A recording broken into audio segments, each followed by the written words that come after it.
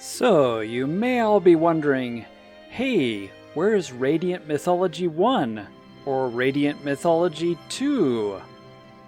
Well, actually, Radiant Mythology, Tales of the World, has its own English release. Sadly, it was the only one that got an official English release, as this series is pretty amazing. I'm not spending too much time talking about Part 2, as Part 2 had kind of a pseudo 3D effect, and I don't know, it just wasn't quite as good and as popular, and a lot of people didn't like the look. To its merit, Radiant Mythology 2 has some sweet battle music. Oh yeah.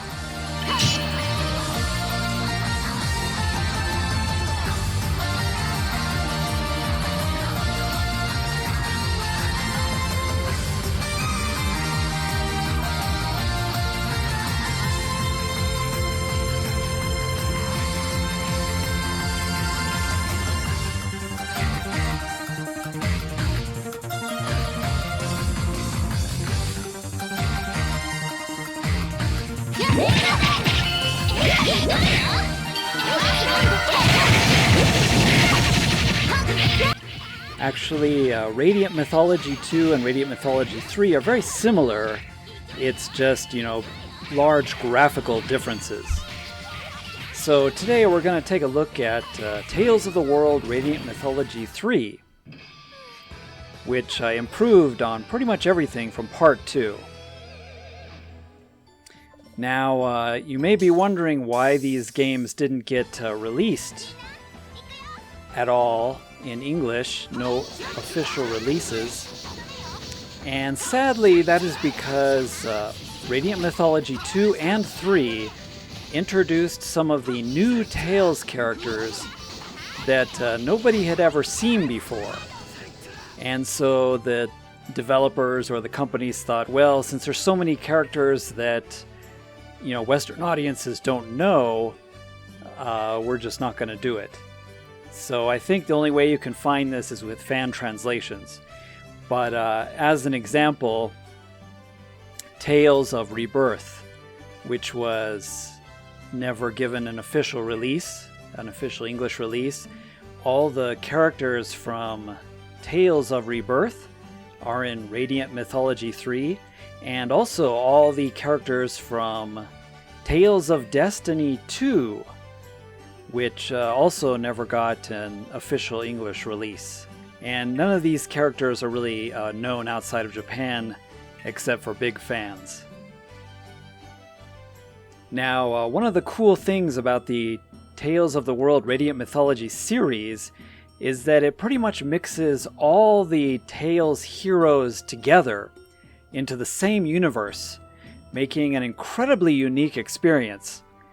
One of my favorite things is all the chats that you get to see, and you get to see some really interesting chats between all the characters from different Tales games, and it's really cool to see and to recognize these Tales characters and their personalities, and to see what their personalities would do if they were faced with other Tales characters that you know and love. One of my favorites is having Vague and Celsius have a chat, since they're both, ice and snow compatible. Vague from Tales of Rebirth has his ice abilities, and of course Celsius is the summon of snow and ice herself. So they have some pretty funny dialogue and a nice close friendship between the two, even though they're from different games. And just seeing all the different characters from different games talking together is just so interesting. Tyr from Tales of the Abyss talking to, say, Kyle Dunamis from Tales of Destiny 2, or talking to Lloyd from Tales of Symphonia. You got Tales of Eternia characters talking to Tales of Rebirth characters, and you've got all kinds of interesting combinations. And it's really hilarious to see all your favorite Tales characters together and talking together. 僕ジーニアスって言うんだ。よろしくね。ジーニアス。うん、よろしく。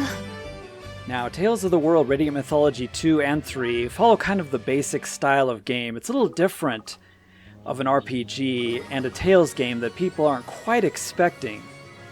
The way it works is there is kind of a main storyline, and as you go through the main storyline, the story will occasionally stop, and you won't have much to do except for do these side quests.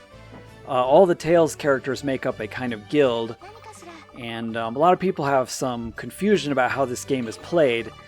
There are no towns or villages in this RPG. There's just the Van Eltia, which is your base of operations, which has all the shops and things you need for the game. And what you do is you go through the main storyline, which mixes Tales characters, and then once in a while when the storyline stops and you need to, do some leveling up or something, you take on random quests. And a lot of these random quests are things like go to a certain dungeon and just defeat 20 enemies. Or you may have to go to a certain area and find a secret blue treasure chest with a special item in it that somebody requested.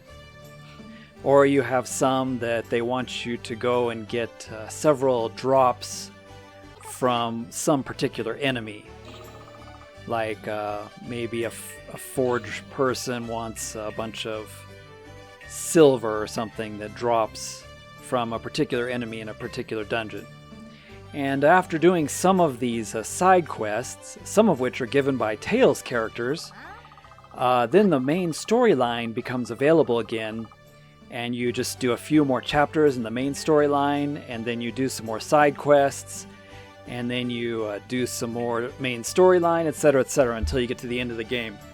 So the game is very long, and I clocked around 70 plus hours just to get to the normal ending, and there's also a bunch of post-game stuff you can do. So it's a ridiculously long game. And it is a little tricky to play if you don't know any Japanese. It can be quite difficult to play this. But if you kind of know how it works, there is ways to stumble through it. And I highly recommend checking it out. It's a very cool game. The maps are improved quite a bit from Radiant Mythology 2. And once again, that's why we're doing 3 instead of 2, because both games work very similarly.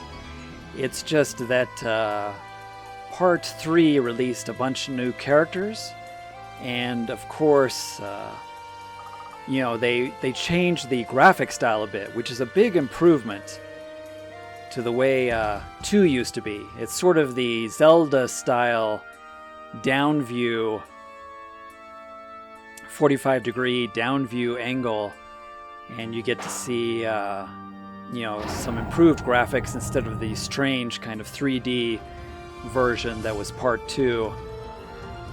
And the game has a really, really massive list of characters. So right quick, the whole reason to play these games is just to see all the Tales characters all together. All these heroes working together is very, very cool. So we've got Tales of Fantasia, heroes everybody knows and loves, Suzu-chan. And we have Tales of Destiny characters, Tales of Eternia characters, and one thing that's really cool is included with the Tales of Eternia characters is Celsius herself, who was one of the first summons introduced in Tales of Eternia.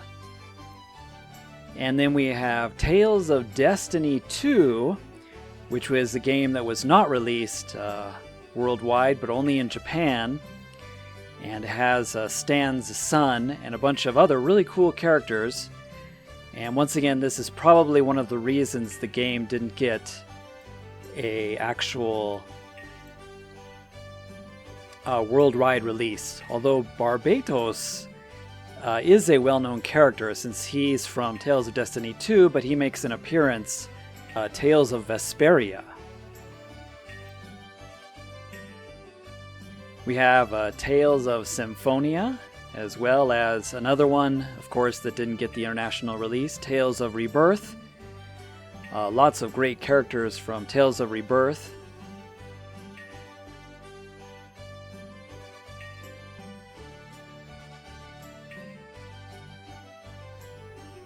We have all the Tales of Legendia characters.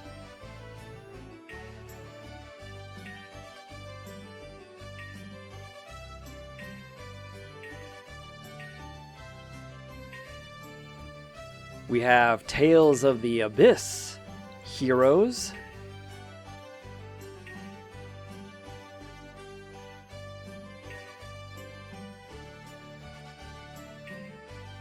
Even Van himself.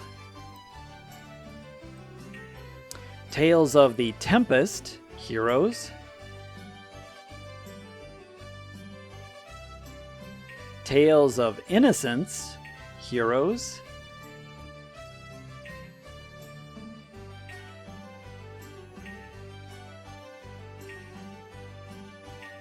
Of course, Tales of Vesperia heroes.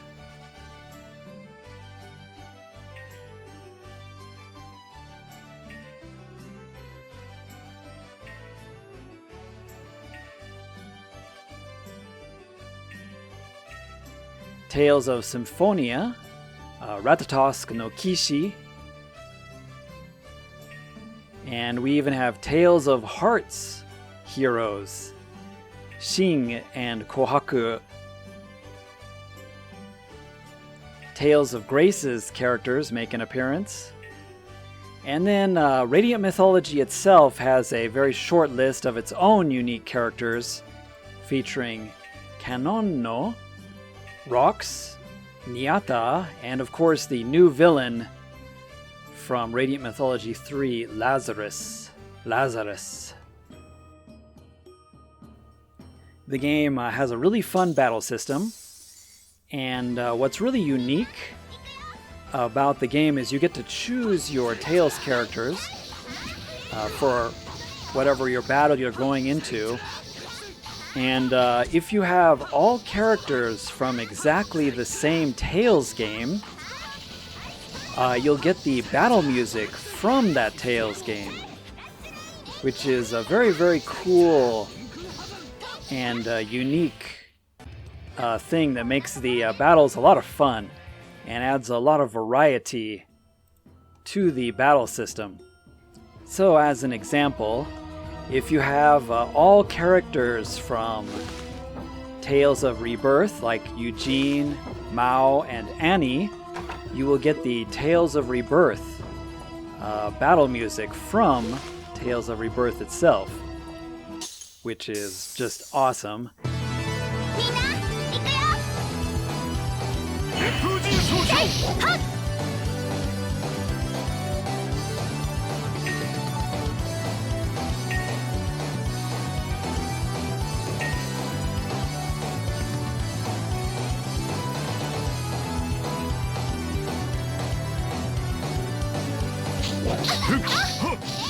If you have the characters from Tales of Fantasia, like Suzu, Mint, and Archie, you'll get the Tales of Fantasia enemy battle music.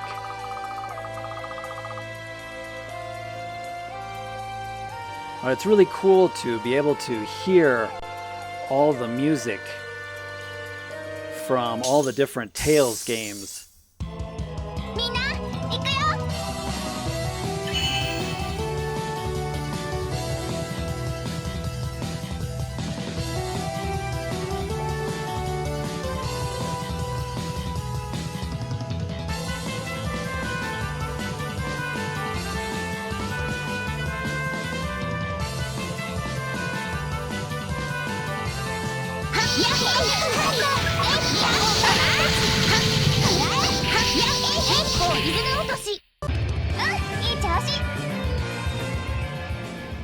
The game can get somewhat repetitive because of having to revisit many of the dungeons many times, and I'm talking many times for all the little quests. But each dungeon is quite unique and has a lot of different areas, different floors, different sections that you have to explore, and so many of them you'll have to be revisiting many times. But they're all really well thought out dungeons, and they look really nice in this version of Radiant Mythology.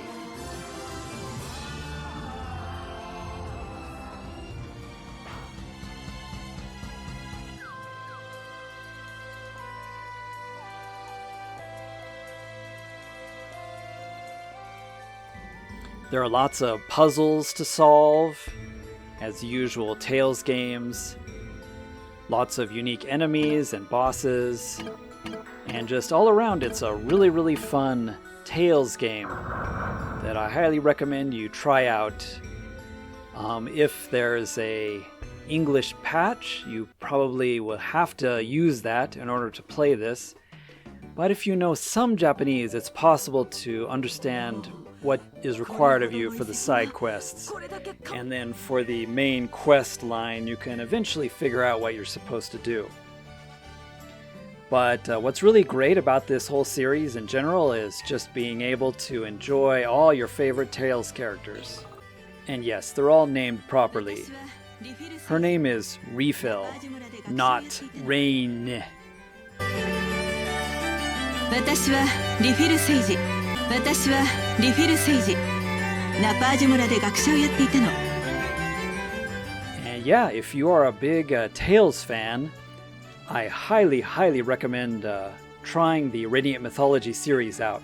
Starting with 1 and 3 is just one of the best and most recent releases. There hasn't been a 4, but we can all hope that that comes out in the future. But this is for all you Tales fans. Thanks for watching, everybody. Hope you enjoyed, and make sure to check out this very unique addition to the Tales series.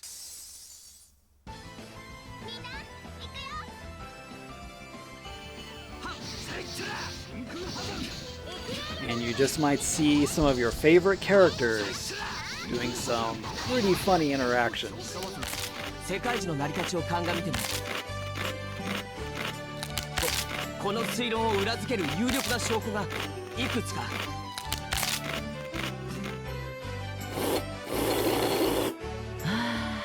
うまかった。おいキール、お前が残してたせんべいもったいないから食っといてやったぞ。あとお茶もか。冗談だろ。あれは残したんじゃない。後で食べようと取っておいたんだ。なんだよ、食べるなら食べるって言っとけよ。わかんないじゃねえか。普通食べる前に確認するだろ。まあもういいじゃねえか。はあ、さているねっと。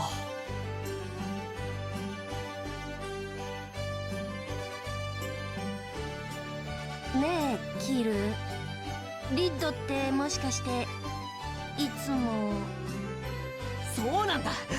あの遠慮のかけらもない態度に加えて下品な食べ方、俗悪な音、何もかもが耐えられないのに何度注意しても治らないんだ。苦労してるんだね。See you all in the next Japan Game Showcase. じゃあ皆さん、またね。